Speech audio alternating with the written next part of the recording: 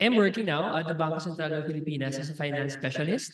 But on my spare time, or during my spare time, I teach at De La Salle University. I'm already not affiliated with Far Eastern University because of workload. No, I have to prioritize my work with BSP now and with De La Salle University. But before I begin my presentation, I'd just like to thank the Philippine APEC Study Center Network as well as the Silliman University for hosting this roadshow, if I'm not mistaken. I'll be presenting our paper, which was published in 2023.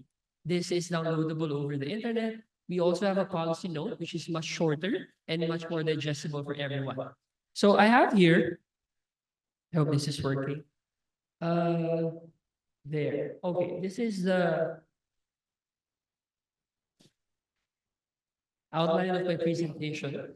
It has, I believe, 6 parts, but I won't go over them tediously because for some of which President Betty has already talked about it, the concept of it, as well as the importance of the circular economy. So I'll just focus on the last 3 parts of my presentation. And so without further ado, allow me to proceed with the introduction. As mentioned during the opening of Dr. Babes Orbeta of PIDS, there have been several initiatives at both the regional and the local levels pertaining to circular economy. So the basic point is that there is momentum towards the adoption of circular economy. The problem is, where are we in terms of the actual implementation and actual adaptation of circular economy? At the APEC level, you have the Putrajaya Vision 2040. You also have the Aotearoa Action Plan. And at the ASEAN level, you have other initiatives, no? But in 2023, it was very important. 2022 and 2023 were vital years because these were the years wherein Thailand took helm of APEC and ASEAN at the same time. Thailand is well known for its advocacy and initiative of advancing the Bangkok, uh, the BCG, as they call it, the Circular Green Economy Model. And the idea of the circular economy heavily draws from the concepts and principles advanced by Thailand. But that doesn't mean to say that Thailand has a monopoly on the circular economy. Circular economy, not to be mistaken, is an international movement, okay? And it is very much important for not only APEC region, but also for the Philippines. At the ASEAN level, we have the Framework for Circular Economy for the ASEAN Economic Community and the ASEAN Circular Economy Stakeholder Platform. ASEAN is also developing a work program to support the implementation of the framework. Now, in the Philippines, as mentioned by President Benny, we have been producing a lot of wastes. No? As a matter of fact, at least 61,000 million metric tons are produced daily. And 24% are plastic waste. The question is, where do these plastic waste go? How do we discard them? And how do we, try to ensure that the waste that are shown into different parts of the Philippines do not end up in places where they're not supposed to end. And of course, have a negative impact not only on our society, but also on our environment, as well as on our well-being. Now, if you look into the details, majority of the businesses in the Philippines are what we call micro, small, and medium-sized enterprises. Meaning, ito yung mga maliliit na businesses. No? The mom and pop shops, the sari-sari stores, or those stores which have number of employees and a certain amount of asset size. The primary question that we're trying to address in this study is how do we ensure that circular economy principles are integrated into the policies and operations of micro, small, and medium-sized enterprises in Metro Manila. But to make it more specific, we focus on women-led MSMEs. Why women-led MSMEs? Because when you look at the data, 60% of new registrations of businesses are attributed to women or women-led businesses. What does that mean? Majority of the businesses that are being created now and are being managed are run or led by women. No, it is also one of our contributions in advancing women-led studies, at least in the Philippine setting, or at least the Philippine APEC Study Center Network. This is a statement of the problem and of the objectives. Yeah, sige. I'll just flash them quickly, no? But again, the goal is to gauge where are the micro, small, and medium-sized enterprises in Metro Manila in terms of adopting circular economy principles? What are they doing? What are the challenges and how can we move forward?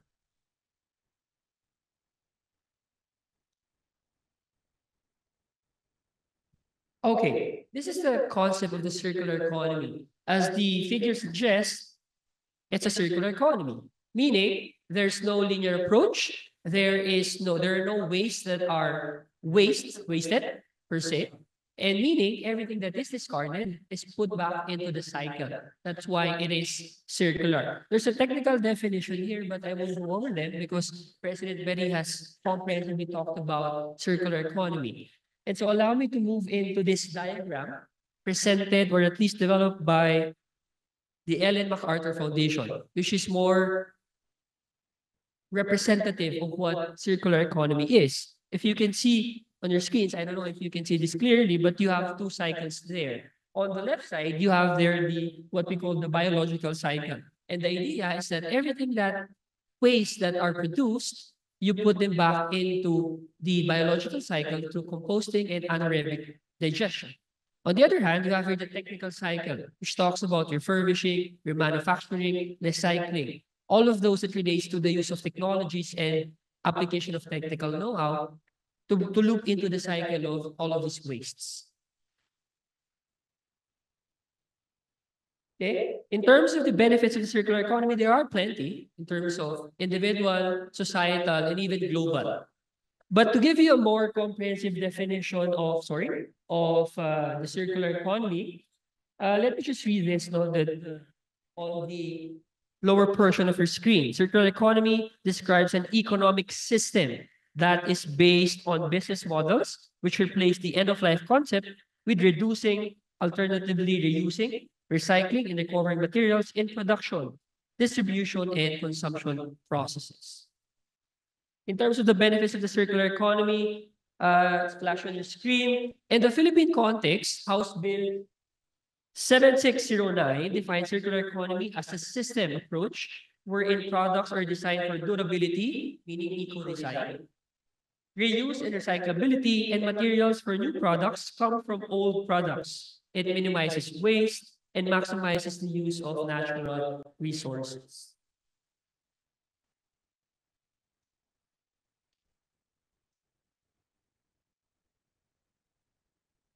Okay, the clicker is not working correctly. So if I may ask the operator to please move to the earlier slide, please. One more slide. There. Okay, this is the drivers and barriers of circular economy. It's important to know what drives and what hinders the adoption of circular economy. In terms of barriers, or sorry, in terms of drivers, we have policy and economy, the importance of health, importance of environmental protection, societal push, as well as the development of products. Next slide, please. In terms of the barriers, we have government issues, economic issues, technological concerns, and lack of reliable information to the enterprises, meaning knowledge and skill issues. Next slide, please. Other barriers include management issues, framework issues, cultural and social issues, and market issues. In terms of the adoption of circular economy among MSMEs, when we looked at the literature, there have been several initiatives, not only in the Philippines, but also in Europe and Asia. Next slide, please. As a matter of fact, in Asia, China is considered as a leader in terms of circular economy adoption because of several laws, policies, and practices that have been adopted at the national, regional, and city levels. Japan is also cited as a leader in terms of circular economy adoption, mainly because of the mainstreaming of a what we call a whole society approach, wherein everyone is involved. It's not only a government issue, but it's also a societal issue.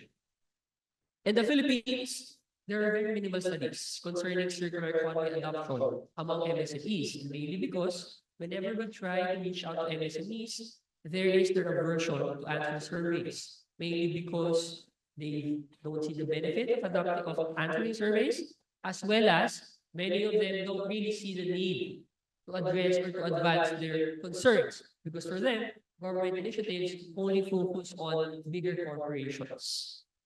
Next slide, please. In terms of the landscape of policies in the Philippines, the overall framework is what we call the Philippine Action Plan for Sustainable Consumption and Production, which is based on Sustainable Development Goal number 12, which is primarily the main gist of circular economy in the Philippines, which is sustainable production and consumption. Next slide, please. When we also look at several information, data available over the internet and through our secondary view, we've seen that there are at least 6 types of initiatives being implemented in the Philippines. So the bottom line is there are initiatives. The question is, there are at least six clusters, as we call it. No? The first relates to education, information, and awareness. Second, collaboration platforms. Third, business support schemes. Next slide, please. There. Fourth, public procurement and infrastructure. Fifth, regulatory frameworks. And the last, fiscal frameworks. The bottom line is that there are initiatives, and these initiatives are advanced by not only the government, but also by non-governmental organizations, private sector. The question is, how do we ensure that all of these initiatives are coherent and are advanced under a specific framework?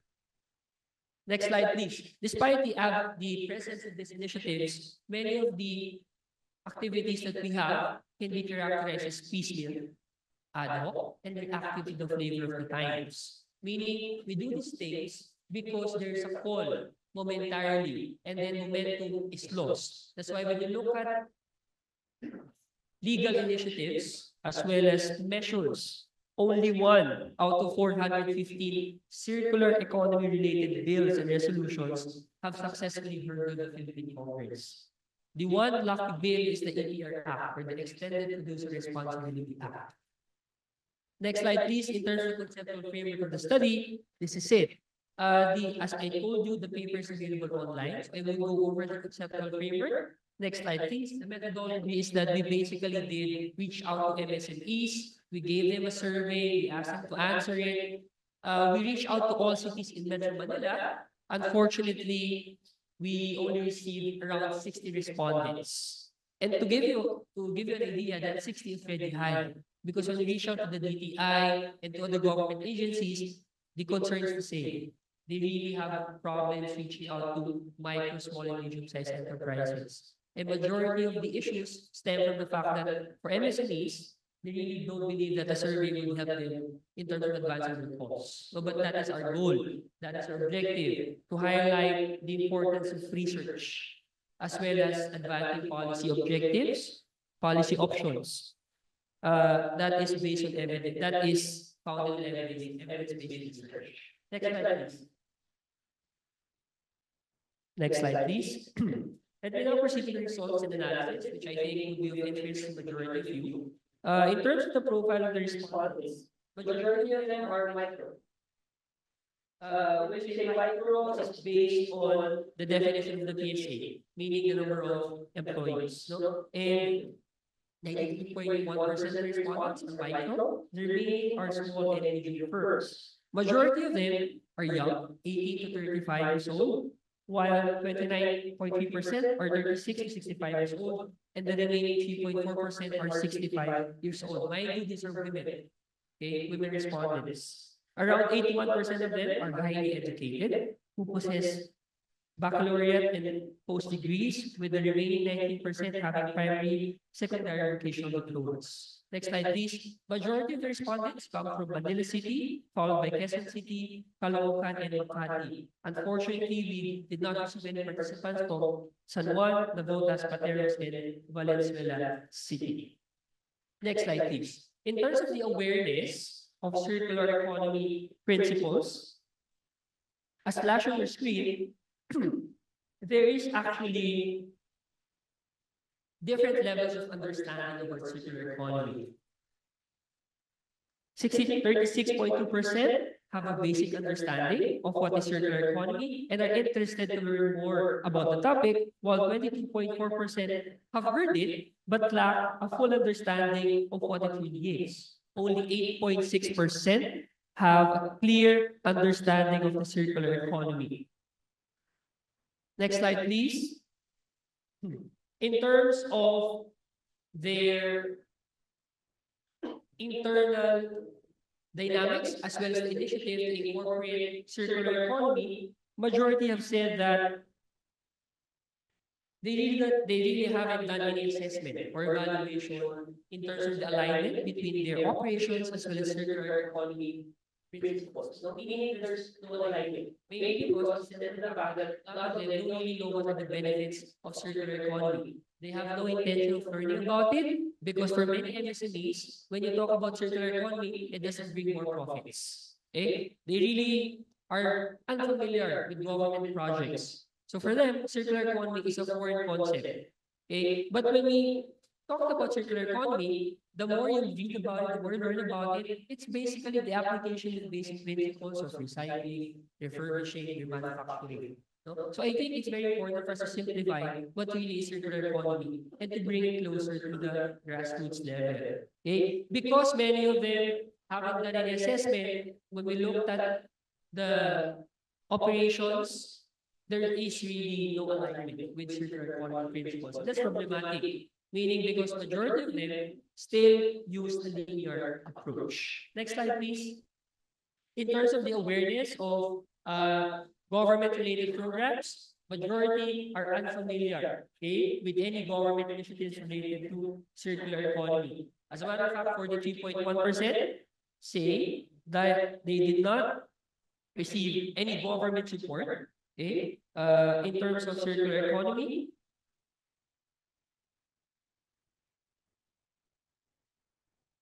And that 27.6% describe government guidance as poor. Notably, no respondent characterized government support as excellent. And that's alarming because no single MSMEs looked at the government and their initiatives and exclaimed that, no, this is a very good model. No, that means really, they're really unfamiliar with the government is doing. Next slide, please. As I talked to you a while ago, because there is no understanding, there is no deep knowledge of what circular economy is, there are actually no CE components in the strategy. And that is concerning. Why? Because if you do operations on a daily basis, as much as you want to have short-term gains, which is a myopic view, the long-term sustainability of your operations, as well as your products, as well as its contributions to society, would be put into jeopardy. And mind you, when you talk about MSMEs, these are 99.6% of all businesses in the Philippines. Madami yan. So, kung gusto mo talaga magkaroon ng pagbabago, start from the very bottom. Or at least those businesses that are heavily involved. No? Especially those that are involved in the daily operations. Ito yung mga businesses na araw-araw kailangan magbenta, nakapag-interact sa mga customers. Next slide, please. When we ask them about the importance of circular economy for their business sustainability and success, majority said that we don't really see it as paramount to the sustainability of our business. We don't see it as an important component to our success. So there's really low adoption of CE among them. Next slide, please. In terms of post-sale services, meaning these are services afforded after you buy something. No? Halimbawa ako, bumili ako sa isang tindera, okay? If there's any concern, I can take it back. I can give them the waste back. No? These are what we call post-sale services. Unfortunately, for many business owners, it's not applicable to them. Kasi yung mga binibenta nila, these are one-time use. I sell it to you, you throw it away. If you bring it back to me, I wouldn't know what to do with it. Or I will just throw it away as well. No? Because majority of the products are single use or for linear usage. No? You take it, you consume it, and then you throw it away. Next slide, please. An overwhelming majority also of MSMEs, women-led MSMEs, understandably do not use renewable energy sources. Solar, wind, geothermal. Kasi karamihan ginagamit yung coal. Very non-renewable energy sources because it's cheap. It's accessible. Okay? But this is surprising in certain parts of Metro Manila, you'd be seeing 50 vendors with solar panels. No? And this is an important development, but we'd like to see it everywhere. Very important kasi it's clean and you don't need to charge it. You don't need to spend too much because you're using solar or wind, if ever for that matter. No?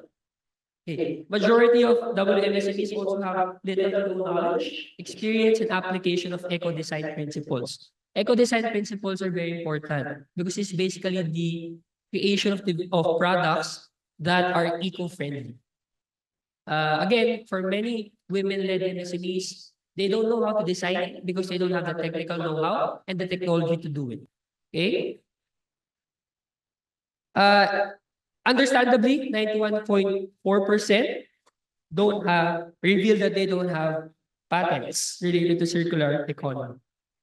Next slide, please. And this is the last part of the findings, which talks about partnerships and collaborations. We actually added this in the survey because when we asked them, do you partner with other firms in terms of circular economy related initiatives? And the overwhelming answer was that we are not active. Actually, 81% of them are not active in collaborating with external partners. They also explain that many of the companies operate in silos. Okay, I'll just wrap this up. It shows that my time is up. So I'll just wrap it up because I'm nearing my conclusion and recommendations. Another concern here is that majority of the MSMEs do not collaborate with customers. I sell this to you, you buy this from me, that's the end of our transaction. You want to buy from me again, that's it. But there's no circular economy approach that is being implemented. Okay, to sum up my presentation, to conclude, next slide please. Basically, it's good. There are both positive and negative aspects found by our study, one of which the imperative to advance circular economy comes from the very top, from our president himself, none less than Bongbong Marcos, no? Ferdinand R. Marcos Jr. in his 2023 SONA. If you also look at the Philippine Development Plan from 2023 to 2028, there is recognition that circular economy / sustainable consumption production is very important. So again, there is imperative at the top. For its part, the Philippine government, along with several, specifically through its several line agencies, DNR, DTI, PTTC, would be very important in advancing the initiatives that are already in place and in advancing, of course, several legal measures as well. However, when we did the study, next slide, please. Okay. When we did the study, we found out that there's still a lot of work to be done. Marami pa rin women-led MSMEs ang hindi nakakaalam sa konsepto at ang kailangan bigyan natin ng idea at tulong kung paano gawin ito. Now, next slide please. To basically advance circular economy effectively, you have identified policy actions in 3 levels in our study. And the idea is that you apply them simultaneously. We call this the multi-governance approach. We take inspiration from China's model because China has a model that it calls hierarchy model and experimentation under hierarchy. There is the top to bottom approach, but they're given leeway to innovate in terms of their initiatives at the local levels. These are the policy recommendations. Can you go back, please? At the micro level, of course, it's important for DNR and BPI to focus on innovation campaigns and advocacies to raise the current level of awareness about CE principles. The government may also provide incentives and business support schemes to women-led MSMEs to address challenges withholding them from the uptake of circular economy. DNR and DOST may issue certificates, awards to encourage the adoption of greater adoption of circular economy among women-led MSMEs. Lastly, you have, of course, social media. You have platforms, digital platforms to advance what circular economy is. And I think, for example, in this case, this forum held online and through Zoom, held online and face-to-face is an important way to share what circular economy is. Next slide, please. In terms of MESO, when we talk about MESO, we're talking about the creation of eco-parks. We're talking about the creation of clusters of businesses wherein they can collaborate and advance circular economy. It will be some sort of a network sharing wherein the role of government is to regularly check in, okay? Regularly check in and advance smart regulation. When you talk about smart regulation, you talk about creating regulations that are adaptive and also innovative.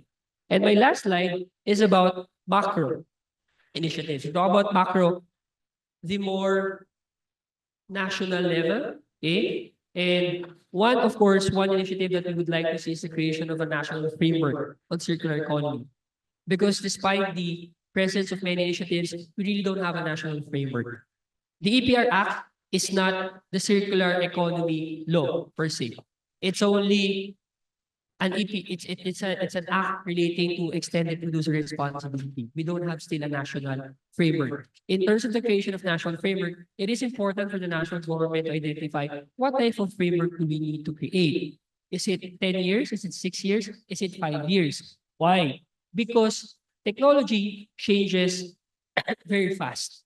There's a lot of innovations. And if law cannot keep up with the technologies and innovations, then as much as it is beautifully designed and implemented today, it may prove to be ineffective and outdated in the next 5 to 10 years. No? So if you're going to have a framework, there must be some sort of a review clause wherein you can adopt the basic guidelines of the framework. And the last, of course, is if you really want to measure progress, you need to identify metrics. You need to have a monitoring tool. Where are we in terms of circular economy? Because circular economy is a very comprehensive concept.